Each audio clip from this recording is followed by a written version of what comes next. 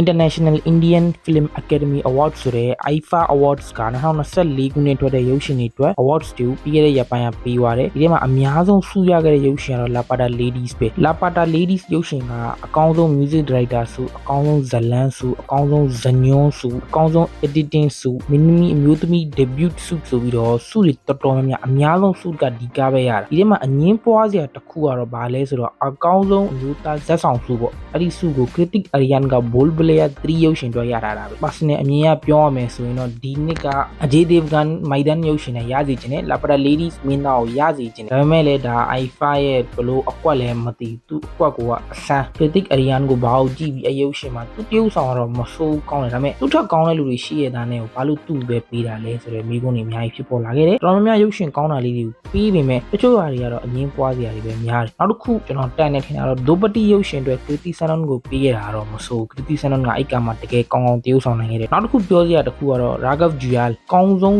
villain ဆု Kill ရုပ်ရှင်ကလူစုရရှိခဲ့တယ် Kill ရုပ်ရှင်ကမင်းသားလည်းမင်းသားအသစ်ဆုလည်းရရှိသွားတယ်ဒီနေရာမှာ Raghav Juyal ကအဲ့ဒီကားကိုတော်တော်ကောင်းကောင်းလေးထိန်းသွားနိုင်တယ်ရုပ်ရှင်တကားလုံးမှာကဘယ်သူကောင်းလဲမင်းရင်100မှာအယောက်90လောက်ကသူ့ကိုပဲလက်ညှိုးထိုးလိမ့်မယ်အဲ့လောက်ထိ Raghav Juyal ကအဲ့ဒီကားမှာတရုပ်ဆောင်ကောင်းကောင်းနဲ့တရုပ်ဆောင်နိုင်ခဲ့တယ်နောက်တစ်ခု lecture တော့မဆိုးဘူးမင်းသားတယောက်အနေနဲ့လုံလောက်တယ်လို့ပဲပြောရမယ် Kill ရုပ်ရှင်ကလည်းပြီးတဲ့နေ့ကအကောင်းဆုံးရုပ်ရှင်ကားကဖြစ်တယ် Lapata Ladies ကလည်းအကောင်းဆုံးရုပ်ရှင်ကားကဖြစ်တယ်နောက်တစ်ခု Article 37 Merry Christmas